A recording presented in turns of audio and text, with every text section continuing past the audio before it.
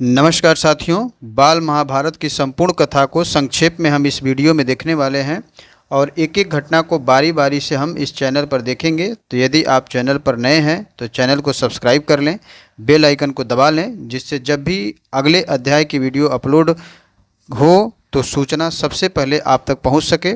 तो चलिए शुरू करते हैं। आज अध्याय 1 से महाभारत की कथा का संक्षेप में देखेंगे कि महाभारत का शुरुआती दौर कैसा रहा है और महाभारत का शुरुआत किस प्रकार से हुआ, कैसे हमारे जहन में और हमारे ये जनमानस में महाभारत की कथा को प्रादुर्भाव किया गया। तो चलिए शुरू करते हैं।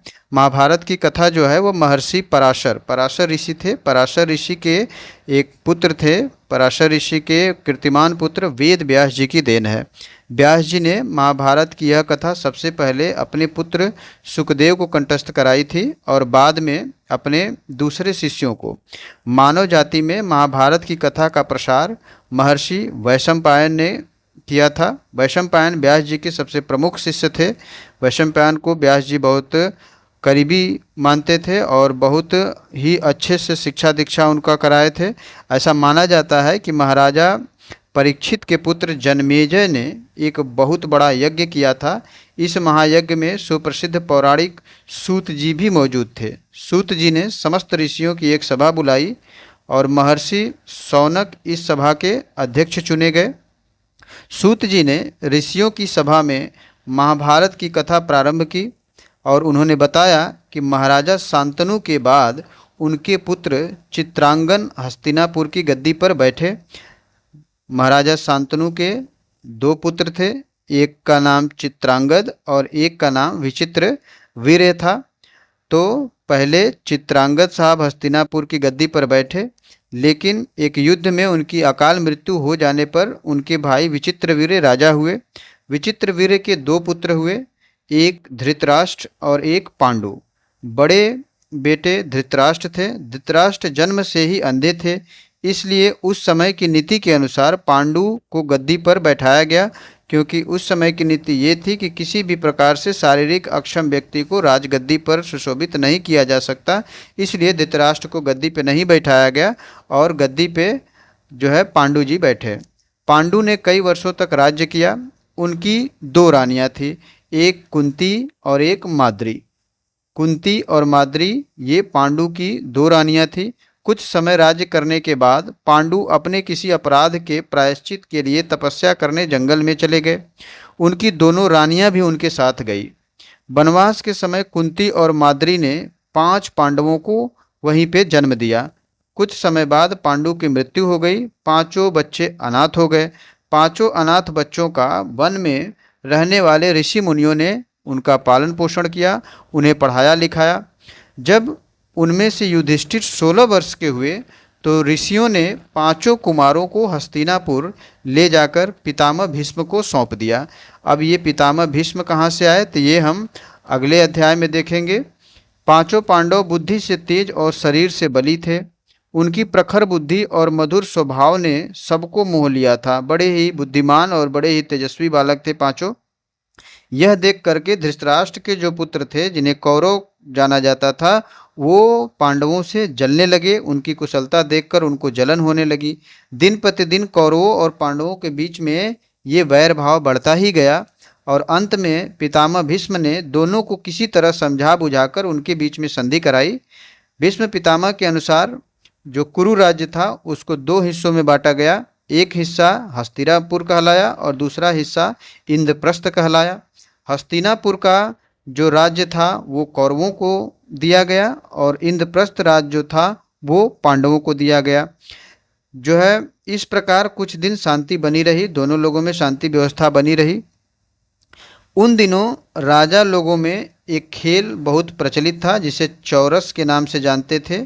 चौरस खेल राजा लोग बहुत अच्छे से खेला करते थे और बहुत प्रसिद्ध उन लोगों का खेल था। राज्य की बाजियां तक लगा दी जाती थी उसमें। चौरस खेल ऐसा था जिसमें पूरे राज्य का बाजी भी लगाने से वो लोग पीछे नहीं हटते थे। इस रिवाज के मुताबिक एक बार पांडवों और कौरवों ने यह चौरस खेल, जिसे चौपड़ भी कहा जाता था, चौपड़ खेल खेला। यानी कौरव और पांडवों के बीच में ये चौपड़ खेल एक बार खेला गया।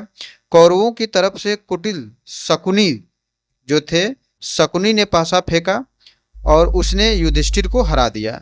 इसके फलस्वरूप पांडवों का राज्य छीन लिया गया और उनको 13 वर्ष का वनवास भोगना पड़ा। उसमें एक शर्त यह भी थी कि 12 वर्ष के वनवास के बाद यदि 1 वर्ष आपको अज्ञातवास भी काटना है तो 12 वर्ष तो वनवास रहेगा और 1 वर्ष आपका अज्ञातवास रहेगा। उसके बाद उनका राज्य जो है उन्हें लौटा दिया जाएगा। यानी इंद्रप्रस्थ राज्य जो था पांडवों का वो छीन लिया गया, क्योंकि वो पासा में हार गए थे, शकुनी पासा फेंके थे और पासा में हार जाने के बाद राज्य की बाजी लगी थी तो राज्य उनसे छीन लिया गया।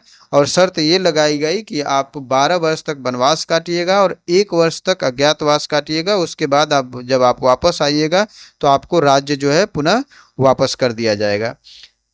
द्रौपदी के साथ पांचों पांडव 12 वर्ष वनवास और 1 वर्ष अज्ञातवास में बिताकर जब वापस लौटे तब लालची दुर्योधन ने उनका लिया हुआ राज्य वापस करने से इनकार कर दिया।